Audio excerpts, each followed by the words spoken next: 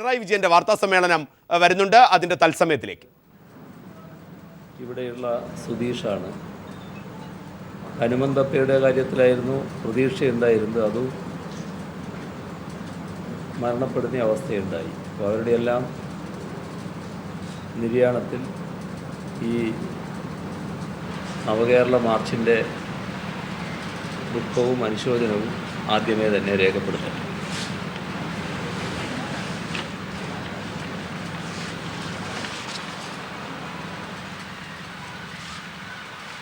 ഞങ്ങളെ മാർച്ച് ഇവിടെ എത്തിയപ്പോൾ നല്ലൊരു അനുഭവമാണ് ഉണ്ടായത്. മാർച്ച് തുടങ്ങുന്നതിൻ്റെ മുൻപ് ഇവിടുന്നൊരു വെല്ലുവിളി ഉയർന്നിരുന്നു. അത് UDFൻ്റെ എല്ലാ ജീർണതയും ഏറ്റുവാങ്ങാൻ സന്നദ്ധമായി നിൽക്കുന്ന RSPയുടെ നേതാക്കൾ നിന്നായിരുന്നു.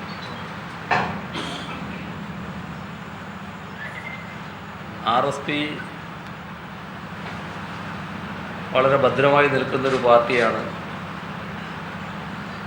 ആർക്കും അവരെ ഭിന്നിപ്പിക്കാനൊന്നും കഴിയില്ല. അതുകൊണ്ട് പിന്നെ ഞങ്ങളെ കുറേ ആക്ഷേപം ചൊരിയുന്ന നിലയായിരുന്നു സ്വീകരിച്ചത്. അതിന് കാരണം RSPയുടെ മഹിളാ നേതാവായ ജയന്തിയുടെ രാഷ്ട്രീയ നിലപാടായിരുന്നു. അപ്പോൾ അവർ CPIഎമ്മുമായി സഹകരിച്ച് പ്രവർത്തിക്കാൻ തീരുമാനിച്ച് 100-ലധികം പ്രവർത്തകർ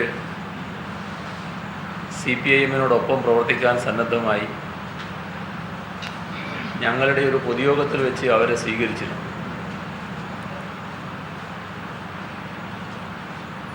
ആ യോഗത്തിൽ ഞാൻ പങ്കെടുത്തതിനെ അവർ വല്ലാതെ വിമർശിച്ചിരുന്നു. അതെല്ലാം കേട്ടുകൊണ്ടാണ് മാർച്ചിന് ഞങ്ങളെല്ലാവരും കൂടി പോയത്. അപ്പോൾ മാർച്ച് ഇവിടെ എത്തുമ്പോൾ ഞങ്ങളെ ജില്ലയിൽ കടക്കുമ്പോൾ സ്വീകരിക്കാൻ ഉള്ള കൂട്ടത്തിൽ RSPയുടെ നേരത്തെയുള്ള MLA കുഞ്ഞുമോനും ഉണ്ടായി. അപ്പോൾ 3 MLAമാരിൽ ഒരാളും അദ്ദേഹത്തോടൊപ്പം കുറേ പേരും RSP വിട്ട് ഈ നിലപാടിനോട് യോജിപ്പില്ല എന്ന് പ്രഖ്യാപിച്ചിരിക്കുകയാണ്. ഇത് ഇവിടം കൊണ്ട് അവസാനിക്കുമെന്ന് തോന്നുന്നില്ല. RSPയുടെ നിലപാട് അവർക്ക് തിരുത്താൻ കഴിയുന്നില്ലെങ്കിൽ ഇടതുപക്ഷ മനസ്സുള്ള RSPക്കാർ സ്വാഭാവികമായും ജയന്തിയുടെയോ കുഞ്ഞുമോൻ്റെയോ സമീപനം സ്വീകരിക്കും. ജയന്തി സ്വീകരിച്ച സമീപനം ഇടതുപക്ഷ പാർട്ടി എന്ന നിലക്ക് CPIഎമ്മിനോടൊപ്പം തന്നെ നിന്ന് പ്രവർത്തിക്കുക എന്നുള്ളതാണ്. കുഞ്ഞുമോൻ സ്വീകരിച്ച സമീപനം RSP എന്ന നിലയിൽ തന്നെ ഇടതുപക്ഷ പാർട്ടിയായി പ്രത്യേകം നിന്ന് പ്രവർത്തിക്കുക എന്നുള്ളതാണ്. ഏതായാലും RSPക്ക് അവരുയർത്തിയ തരത്തിലുള്ള വെല്ലുവിളിയൊന്നും പ്രാവർത്തികമാക്കാൻ കഴിയില്ല എന്നാണ് ഇതിലൂടെ വ്യക്തമാകുന്നത്.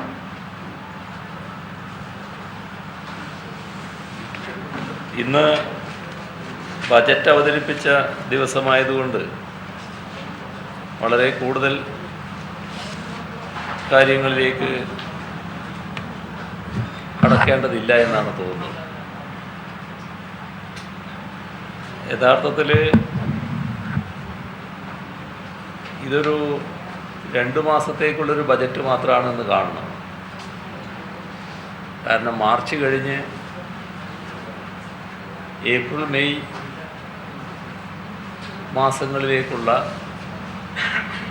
ഒരു താൽക്കാലിക ബജറ്റായിട്ട് മാത്രമേ ഇതിനെ കാണേണ്ടതുള്ളൂ. ഇന്ന് കേരളത്തിൽ എല്ലാവരും അംഗീകരിക്കുന്ന, അതായത് രാഹുൽ ഗാന്ധിക്ക് പോലും സംശയമില്ലാത്ത ഒരവസ്ഥയാണ് UDF ഭരണം അവസാനിക്കാൻ പോകുന്നത്. അത്തരമൊരു സാഹചര്യത്തിൽ സമ്പൂർണ്ണ ബജറ്റ് അവതരിപ്പിക്കേണ്ട ആവശ്യമേ ഉണ്ടായിരുന്നില്ല. ഒരു 3 മാസത്തേക്കുള്ള വോട്ട് ഓൺ അക്കൗണ്ട്, അതിന് പറ്റുന്ന ഒരു താൽക്കാലിക ബജറ്റ് അവതരിപ്പിച്ചാൽ മതിയായിരുന്നു. ഏതായാലും പുതിയ ഗവൺമെൻറ്റിന് റിവൈസ്ഡ് ബജറ്റ് അവതരിപ്പിക്കേണ്ടി വരും എന്ന കാര്യം ഉറപ്പാണ്. യഥാർത്ഥത്തിൽ ബജറ്റ് അവതരിപ്പിക്കാൻ തന്നെ അവകാശമില്ലാത്തൊരു ഗവൺമെൻറ്റാണിത്. കാരണം ഈ ഗവൺമെൻറ് തന്നെ അധികാരത്തിൽ തുടരാൻ അർഹതയില്ലാത്തതാണ്. ഇവിടെ സംഭവിച്ചിട്ടുള്ളത് തെരഞ്ഞെടുപ്പ് തൊട്ട് മുന്നിൽ നിൽക്കുകയാണ്. അപ്പോൾ തെരഞ്ഞെടുപ്പ് പ്രചരണത്തിന് പറ്റുന്ന ഒരു UDF പ്രചരണ പരിപാടി അവതരിപ്പിച്ചിരിക്കുകയാണ്. അതിനെ ബജറ്റെന്ന് വിശേഷിപ്പിക്കാൻ പറ്റില്ല.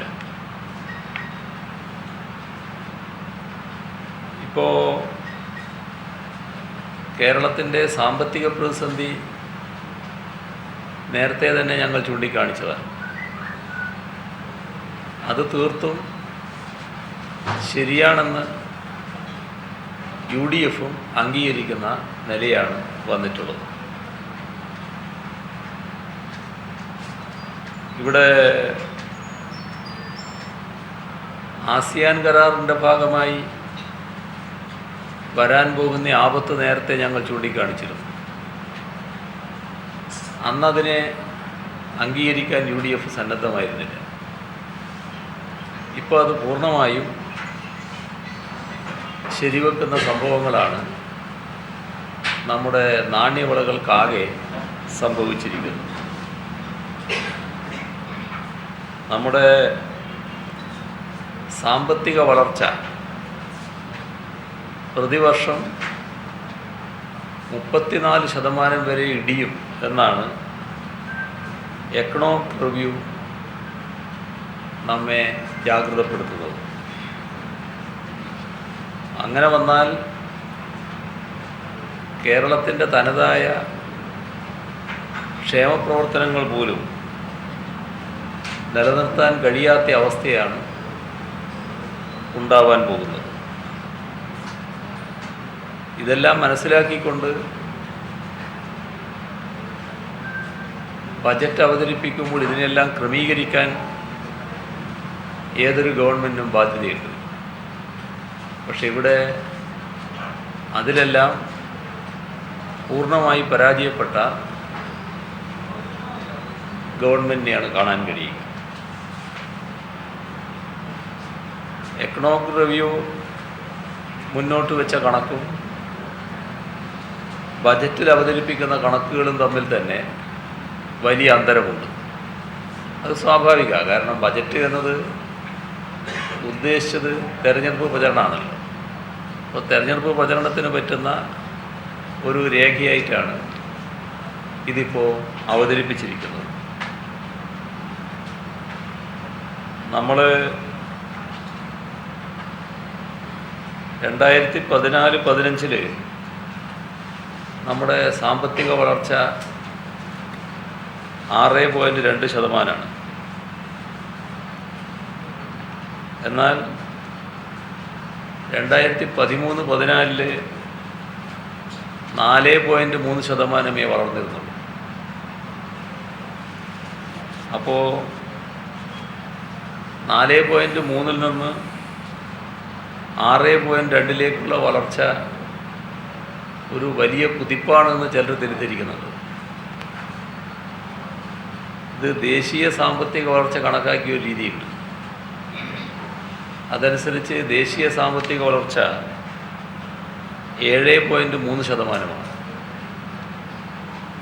നമ്മുടെ രാജ്യത്ത് 80കളുടെ അവസാനം മുതൽ നമ്മുടെ സംസ്ഥാനം സാമ്പത്തിക വളർച്ചയുടെ കാര്യത്തിൽ ദേശീയ ശരാശരിയേക്കാൾ മികച്ചതായിരുന്നു. അതും ഇപ്പോൾ തകിടം മറിഞ്ഞിരിക്കുകയാണ്. ഇപ്പോൾ ദേശീയ ശരാശരിയുടെ കീഴേ പോയിരിക്കുകയാണ്. കാർഷിക മേഖലയിലെ ഉൽപ്പാദനം കുറഞ്ഞുകൊണ്ടേയിരിക്കുകയാണ്. ഇപ്പോൾ 2014-15 കാർഷിക വളർച്ച 4.67%. കഴിഞ്ഞ വർഷവും കാർഷിക വളർച്ച കുറയുകയാണുണ്ടായത്. ഇപ്പോൾ UDF അധികാരത്തിൽ വരുമ്പോഴുള്ള ഉൽപ്പാദന നില നോക്കിയാൽ അതിനേക്കാളും കുറഞ്ഞ സാഹചര്യം നിലനിൽക്കുമ്പോഴാണ് UDF ഗവൺമെൻറ് പടിയിറങ്ങാൻ പോകുന്നത്. ഇപ്പോൾ വ്യവസായ മേഖലയിലും വലിയ മുരടിപ്പാണ് നിലനിൽക്കുന്നത്. കേരളത്തിലെ വ്യവസായ വളർച്ചയെടുത്താൽ ദേശീയ ശരാശരിയുടെ താഴെയാണ്. പരമ്പരാഗത മേഖലകൾ ആകെ തകർച്ചയിലാണ്. പൊതുമേഖലാ വ്യവസായങ്ങളെല്ലാം നഷ്ടത്തിലാണ്. ഇവിടെ ഒരു വൻകിട വ്യവസായവും വന്നിട്ടില്ല. കെട്ടിട നിർമ്മാണ മേഖലയുടെ വളർച്ചയും നല്ലതുപോലെ മന്ദീഭവിച്ച് കിടക്കുകയാണ്. ഗൾഫ് മേഖലയിലെ പ്രതിസന്ധി നമ്മുടെ നാട്ടിൽ ഏതെല്ലാം തരത്തിലുള്ള പ്രതിസന്ധിയാണ് ഉണ്ടാക്കാൻ പോകുന്നത് എന്ന് കണ്ടറിയേണ്ടതായിട്ടാണ് ഇരിക്കുന്നത്. അത് പരിഹരിക്കാൻ ഉതകുന്ന ഒരു പദ്ധതിയും ഇതിൽ വിഭാവനം ചെയ്തിട്ടുമില്ല. അപ്പോൾ കേരളം നേരിടുന്ന ഇത്തരം പ്രശ്നങ്ങൾ, ആ പ്രശ്നങ്ങൾ അഭിമുഖീകരിക്കാനുള്ള നടപടികളാണ് സാധാരണഗതിയിൽ ബജറ്റിൽ പ്രഖ്യാപിക്കേണ്ടത്. ഇത്തരത്തിലുള്ള ഒരു പ്രഖ്യാപനവും ബജറ്റിൻ്റെ ഭാഗമായിട്ടില്ല. വികസന പ്രവർത്തനങ്ങൾക്ക് പണമില്ലാത്ത അവസ്ഥയിലാണ് കേരളത്തെ ഇപ്പോൾ ഗവൺമെൻറ് എത്തിച്ചിരിക്കുന്നത്. അപ്പോൾ നമ്മുടെ സംസ്ഥാന സർക്കാർ വികസനത്തെ മുരടിപ്പിക്കുകയല്ല ചെയ്തിട്ടുള്ളത്, വികസനത്തെ ഏറെ ദൂരം പുറകോട്ട് കൊണ്ടുപോവുകയാണ് ചെയ്തിട്ടുള്ളത്. അപ്പോൾ അതിവേഗം ബഹുദൂരം കേരളം പിന്നോക്കം പോയിരിക്കുകയാണ് എന്നതാണ് ഈ സ്ഥിതിഗതികളാകെ വ്യക്തമാക്കുന്നത്. ഇപ്പോൾ 1.5 മാസമാണ് ഇനി ധനകാര്യ വർഷം അവസാനിക്കാനുള്ളത്. ഈ 1.5 മാസത്തെ അവസ്ഥയെടുത്താൽ നമ്മുടെ സംസ്ഥാനത്ത് നടപ്പാക്കേണ്ട പദ്ധതി 27,833 കോടി രൂപയുടെ പദ്ധതിയാണ്. പക്ഷേ ഇന്നലെ വരെയുള്ള ചെലവ് 7,796 കോടിയാണ്. എന്ന് പറഞ്ഞാൽ വെറും 28% ചെലവുണ്ടായിട്ടുള്ളൂ. ഇനി 1.5 മാസം മാത്രമാണ് ബാക്കിയുള്ളത്. 10.5 മാസം പിന്നിട്ടിട്ടാണ് നമ്മൾ നിൽക്കുന്നത് എന്നർത്ഥം. കഴിഞ്ഞ വർഷം പദ്ധതി അടങ്കൽ 22,762 കോടിയായിരുന്നു. ഇതിൽ 61% മാത്രമേ കഴിഞ്ഞ വർഷം ചെലവഴിച്ചിരുന്നുള്ളൂ.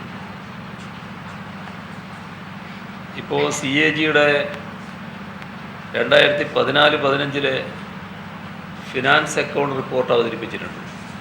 അതിൽ ഈ കണക്കാണ് പറയുന്നത്. അപ്പോൾ ഇത്തവണ 50% തന്നെ എത്തിയാൽ അത്ഭുതം എന്നതാണ് വരാൻ പോകുന്നത്. 1.5 മാസം കൊണ്ട് ഈ പറഞ്ഞ 28% കഴിച്ചിട്ട് ഇനി 22% 1.5 മാസം കൊണ്ട് ചെലവിടാൻ കഴിഞ്ഞാൽ ആശ്ചര്യമെന്ന് മാത്രമേ പറയാനുള്ളൂ. അപ്പോൾ മൊത്തം 50% എത്തിയാൽ ഭാഗ്യം എന്ന് പറയാം. അപ്പോൾ കഴിഞ്ഞ വർഷം ചെലവാക്കാതെ ലാപ്സാക്കിയത് ഏതാണ്ട് 10,000 കോടി രൂപയാണ്. ഇപ്പോൾ ഈ വർഷം ചെലവഴിക്കാതെ പാഴാക്കാൻ പോകുന്നത് 12,000 കോടി രൂപയാണ്. ഇപ്പോൾ 2 വർഷം കൊണ്ട് 22,000 കോടി രൂപയുടെ പ്രഖ്യാപനങ്ങളാണ് നടപ്പാകാതെ പോകുന്നത് നമ്മുടെ നാട്ടിൽ. ഇപ്പോൾ 2016-17 ബജറ്റ് അനുസരിച്ച് റവന്യൂ കമ്മി 9,897 കോടി രൂപയാണ്. സ്വാഭാവികമായും നമുക്കെല്ലാവർക്കും അറിയാം, കമ്മി കുറച്ച് കാണിക്കാൻ ഗവൺമെൻറ് വല്ലാതെ പാടുപെടും. അത് വല്ലാത്തൊരു വ്യഗ്രതയാണ് ഇവിടെ ഈ കമ്മി കുറച്ച് കാണിക്കാൻ കാണിച്ചിട്ടുള്ളത്. അതിന് വരുമാനം പെരുപ്പിച്ച് കാണിക്കുക എന്താണ് സ്വീകരിക്കുന്ന ഒരു തന്ത്രം. ഇവിടെ കേന്ദ്ര സർക്കാരിൽ നിന്നുള്ള ഗ്രാൻഡ് ഇൻ എയ്ഡ് ഇത്തവണ പകുതിയായി 1000 കോടിയെങ്കിലും കുറയും എന്ന് എക്കണോമിക് റിവ്യൂ വ്യക്തമാക്കിയിട്ടുണ്ട്. പക്ഷേ ബജറ്റിൽ പറഞ്ഞിരിക്കുന്നത് 24% വർദ്ധിക്കുമെന്നാണ്. എക്കണോമിക് റിവ്യൂ നേരത്തെ പറഞ്ഞതിന് നേരെ വിരുദ്ധമായിട്ടുള്ള നിലപാടാണ് ബജറ്റിൽ കണ്ടിട്ടുള്ളത്. അത് വരുമാനം പെരുപ്പിച്ച് കാണിക്കാനുള്ളൊരു സൂത്രമെന്ന നിലക്കാണ്. കഴിഞ്ഞ 5 വർഷം 11% വേഗതയിലാണ് നികുതി വരുമാനം ഉയർന്നിരുന്നത്. അടുത്ത വർഷം അത് 18% കണ്ട് ഉയരും എന്നാണ് ബജറ്റ് അനുമാനിക്കുന്നത്. ഇതിനെല്ലാറ്റിനും പുറമെ 1,575 കോടി രൂപയുടെ അധിക ചെലവും ബജറ്റിൽ പ്രഖ്യാപിച്ചിട്ടുണ്ട്. അപ്പോൾ കേരളത്തെ കാത്തിരിക്കുന്നത് റെക്കോർഡ് കമ്മിയായിരിക്കും. ഇതേവരെ ഉള്ളതിനേക്കാളെല്ലാം വലിയ കമ്മിയാണ് നമ്മളെ കാത്തു നിൽക്കുന്നത്.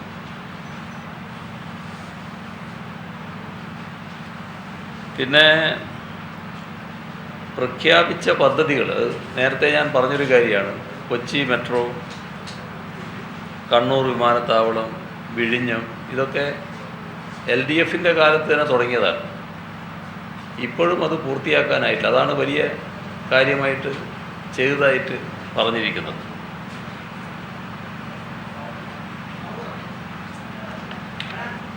അപ്പോൾ ഉള്ള കാര്യങ്ങൾ നിലവിലുള്ളത് തന്നെ നടപ്പാക്കാൻ കഴിയാത്തൊരു ഗവൺമെൻറ് പുതിയ കാര്യങ്ങൾ എന്തെങ്കിലും പ്രഖ്യാപിക്കുന്നുണ്ടെങ്കിൽ അത് തെരഞ്ഞെടുപ്പിന് വേണ്ടി എന്ന് മാത്രമേ കാണേണ്ടതായിട്ടുള്ളൂ. എല്ലാ പ്രഖ്യാപനങ്ങളും വീൺവാക്കുകളാകുന്നതാണ് UDFൻ്റെ പൊതുവായ രീതി. പ്രഖ്യാപനത്തിന് ഒരു കുറവും ഉണ്ടാവില്ല. KM മാണി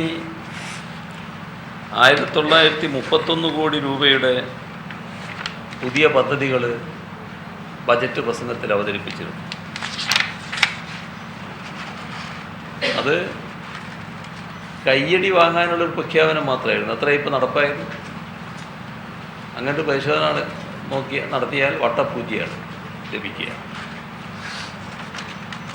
അതുപോലെ തന്നെ നികുതി പിരിവിൽ വലിയ തകർച്ചയാണ് വന്നിരിക്കുന്നത്. കഴിഞ്ഞ 5 വർഷ കാലയളവ് നമ്മുടെ സംസ്ഥാന ഖജനാവിന് വൻ തുകയാണ് നഷ്ടപ്പെട്ടിരിക്കുന്നത്. 2011-12 മുതൽ 2015-16 വരെയുള്ള 5 വർഷക്കാലം 5 ബജറ്റുകളിലായി 1.85 ലക്ഷം കോടി 1.85 ലക്ഷം കോടി രൂപയാണ് പിരിക്കുമെന്ന് പ്രഖ്യാപിച്ചിട്ടുണ്ട്. നികുതിയായിട്ട് പിരിക്കുന്നു.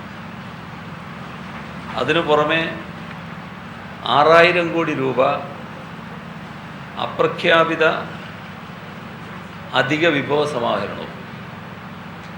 അങ്ങനെ വന്നാൽ 1.91 ലക്ഷം കോടി രൂപയായി. പക്ഷേ പിരിച്ച നികുതി 1.61 ലക്ഷം കോടി രൂപ മാത്രമാണ്. എന്ന് പറഞ്ഞാൽ 30,000 കോടി രൂപയുടെ നികുതി ചോർന്നു എന്നാണ് അർത്ഥം. ഇവിടെ 30,000 കോടി രൂപ പിരിച്ചെടുക്കാൻ കഴിഞ്ഞിരുന്നെങ്കിൽ കേരളത്തിൻ്റെ പദ്ധതി അടങ്കൽ 50% കൂടി വർദ്ധിപ്പിക്കാൻ കഴിയുമായിരുന്നു. ഇത് സാധിക്കാതെ നമുക്ക് പ്രഖ്യാപിത പദ്ധതി തന്നെ വെട്ടിച്ചുരുക്കേണ്ടി വന്നിരിക്കുന്നു. 1500ഓളം കോടി രൂപ കോൺട്രാക്ടർമാർക്ക് കുടിശ്ശികയായിട്ട് കിടക്കുകയാണ്. അപ്പോൾ മൂലധന ചെലവ് മുരടിച്ചിരിക്കുന്നു എന്നർത്ഥം. റവന്യൂ വരുമാനം വർദ്ധിക്കാത്തത് കാരണം പദ്ധതി ചെലവ് വെട്ടിച്ചുരുക്കിയിട്ടും റവന്യൂ കമ്മി ഉയർന്നുകൊണ്ടേയിരിക്കുകയാണ്. കമ്മി കുറക്കുന്നതിനെക്കുറിച്ച് സാധാരണ പോലെ വാചകമടി ഈ ബജറ്റിലുമുണ്ട്.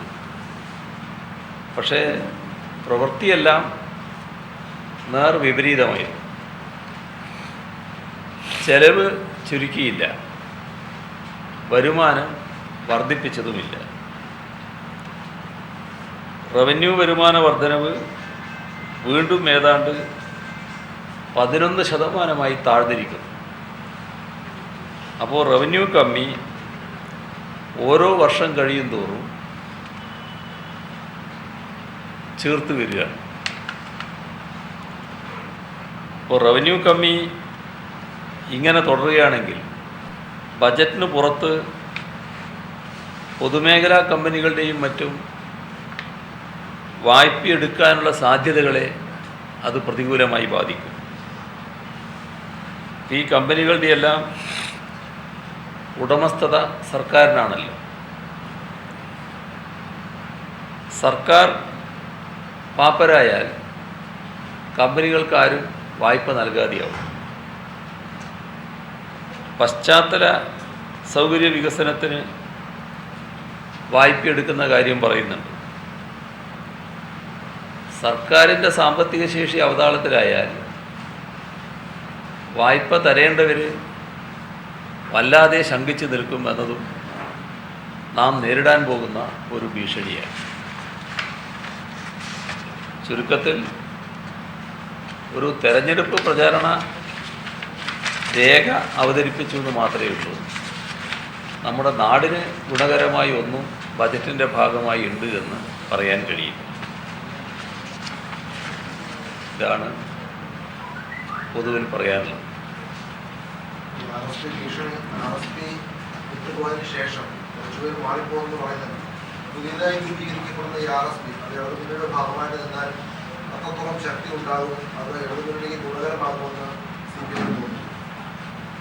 ഇടതുമുന്നണിക്ക് എപ്പോഴും ഗുണകരം തന്നെയല്ലേ. കാരണം ഇടതുപക്ഷ സ്വഭാവമുള്ള ഒരു പാർട്ടി ഇടതുപക്ഷ ജനാധിപത്യ മുന്നണിയിൽ നിന്ന് വിട്ട് ഈ മഹാജീർണത ബാധിച്ച UDF-നോടൊപ്പം നിൽക്കുന്നു. അപ്പോൾ അതിനോട് യോജിക്കാതെ ശരിയായ രാഷ്ട്രീയ നിലപാടെടുത്ത് അതിൽ നിന്ന് കുറേ പേർ വിട്ടുവന്ന് LDF-മായി സഹകരിക്കുന്ന നില വന്നാൽ അത് LDF-ന് മെച്ചം തന്നെയാണ്. ചോദിക്കാൻ കാരണം RSP ഒരു വിഭാഗം അകന്നു പോകുമ്പോൾ CPM RSP കഴിഞ്ഞ കാലങ്ങളിൽ LDF നിൽക്കുമ്പോൾ CPMന്റെ വോട്ടുകൾ കൊണ്ടാണ് RSP പ്രധാനമായും ജയിച്ചിരുന്നത് എന്നുള്ള സത്യമാണ്. വീണ്ടും ഒരു ഭിന്നിപ്പുണ്ടാകുമ്പോൾ CPM സ്വയം വളർന്നതിന് പകരം ആ ഒരു സ്ഥാനം കൂടി വീണ്ടും RSP വളർത്തുന്ന ഒരു സാഹചര്യത്തിലേക്ക് പോകുന്നു എന്നുള്ളതാണ്.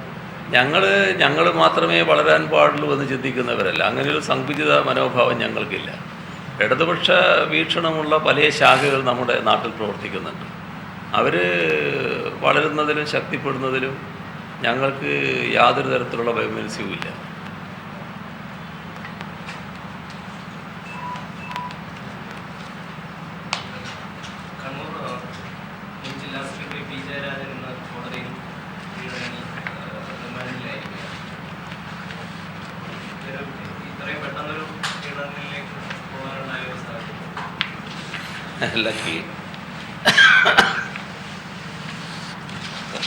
പി ജയരാജൻ്റെ കേസ് ഒരു പ്രത്യേക കേസാണല്ലോ. അതായത് നമ്മുടെ നാട്ടിൽ CBI നേരത്തെ കൂട്ടിലടച്ച തത്ത എന്ന് സുപ്രീം കോടതി തന്നെ വിശേഷിപ്പിച്ചതാണ്. അതിനേക്കാളും മോശമായ അവസ്ഥയിലെത്തുന്നുവെന്ന് തെളിയിക്കുന്നതാണിത്. മോഹൻ ഭാഗവത്ത് CBIക്ക് വേണ്ടി ഒരു പ്രഖ്യാപനം RSSകാരുടെ മുന്നിൽ നടത്തിയിരുന്നു.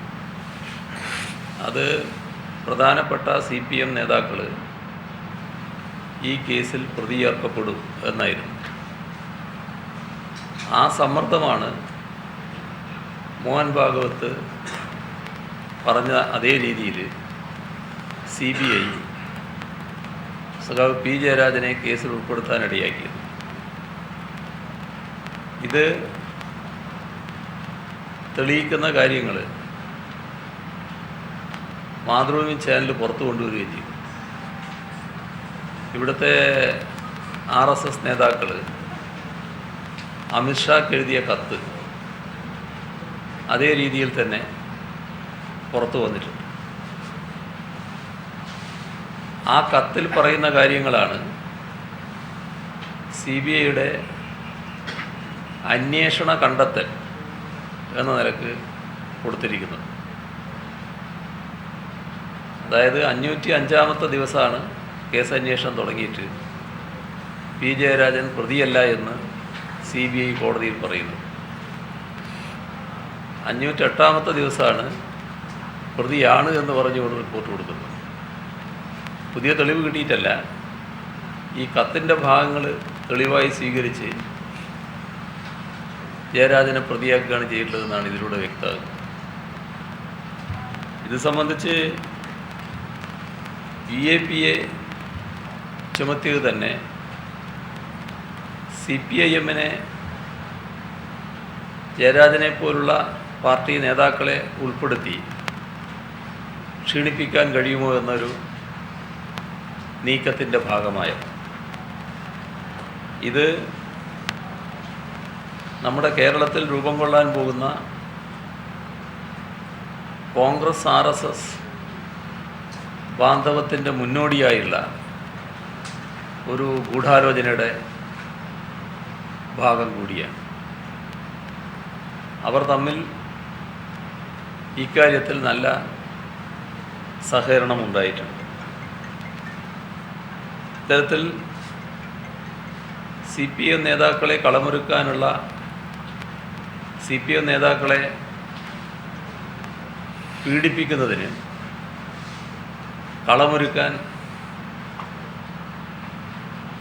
കേരളത്തിൻ്റെ പോലീസ് തന്നെയാണ് തയ്യാറായിട്ടുള്ളത്. രമേശ് ചെന്നിത്തലയുടെ ആഭ്യന്തര വകുപ്പും അദ്ദേഹത്തിൻ്റെ കീഴിലുള്ള പോലീസും തന്നെയാണ് ആദ്യമേ തയ്യാറായത്. അപ്പോൾ ഇവർ രണ്ടുപേരും ചേർന്ന് ഭരണയന്ത്രമാകെ ഉപയോഗിച്ചുള്ള ഒരു ആക്രമണമാണ് CPMന് നേരെ അടിച്ചുവിട്ടിട്ടുള്ളത്. ഇത് നമ്മുടെ നാട്ടിൽ UAPയെ ചുമത്തപ്പെട്ടാൽ പെട്ടെന്ന് കോടതി ഇടപെടില്ല എന്ന ഒരു ധാരണ വെച്ചാണ് ഇത്തരത്തിലൊരു തന്ത്രം മെനഞ്ഞിരിക്കുന്നത്. ഞങ്ങൾ ഹൈക്കോടതി വരെ ഇതുമായി ബന്ധപ്പെട്ട് മുൻകൂർ ജാമ്യാപേക്ഷയുമായി പോയിരുന്നു. അത് ഹൈക്കോടതി EAPA ചുമത്തിയത് കാരണം ആ മുൻകൂർ ജാമ്യാപേക്ഷ സ്വീകരിച്ചില്ല. ആ ഒരു സാഹചര്യത്തിൽ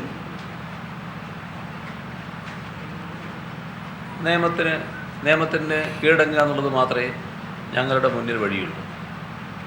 അതുകൊണ്ട് തന്നെയാണ് സഖാവ് P. ജയരാജൻ ഇന്ന് കോടതിയിൽ ഹാജരായത്. ഇപ്പോൾ അയാൾ ജയിലിലെത്തിക്കഴിഞ്ഞിട്ടുണ്ട്. പോകുന്ന വഴിക്ക് ജില്ലാ ആശുപത്രിയിൽ അദ്ദേഹത്തെ പരിശോധിപ്പിച്ചു. അപ്പോൾ പരിശോധിച്ചപ്പോൾ ജില്ലാ ആശുപത്രിയിലെ ഡോക്ടർമാർ പറഞ്ഞത് അദ്ദേഹത്തിൻ്റെ നേരത്തെ തന്നെ ഹൃദ്രോഗവുമായി ബന്ധപ്പെട്ട പ്രശ്നങ്ങളുണ്ടായിരുന്നു. അതിൽ വേരിയേഷൻസ് ഉണ്ട്. നല്ല ഹൃദ്രോഗ ചികിത്സക്ക് സൗകര്യമുള്ള കേന്ദ്രങ്ങളിൽ പരിശോധിക്കേണ്ടതാണ് എന്ന് ജില്ലാ ആശുപത്രി ഡോക്ടർമാർ ഇപ്പോൾ തന്നെ രേഖപ്പെടുത്തിയിട്ടുണ്ട്. രോഗകാര്യത്തിൽ, ആരോഗ്യ സംരക്ഷണ കാര്യത്തിൽ, ഈ ആവശ്യമായ പരിശോധനകൾ ഒരുക്കുന്ന കാര്യത്തിൽ എന്താണ് സംസ്ഥാന ഗവൺമെൻറ് ചെയ്യുക എന്ന് കണ്ട് അറിയേണ്ടതായിട്ടാണ് ഇരിക്കുന്നത്. അതിലും രാഷ്ട്രീയമായ വകവെക്കൽ സമീപനം സ്വീകരിക്കുമോ എന്ന് പറയാൻ കഴിയില്ല. ഏതായാലും ജയിൽ സൂപ്രണ്ടിൻ്റെ അടുത്ത് ഈ റിപ്പോർട്ടുകളെല്ലാം ഇപ്പോൾ എത്തിയിട്ടുണ്ടാകും. അപ്പോൾ അതവരുടെ തീരുമാനത്തെ ആശ്രയിച്ച് നിൽക്കുന്ന കാര്യം.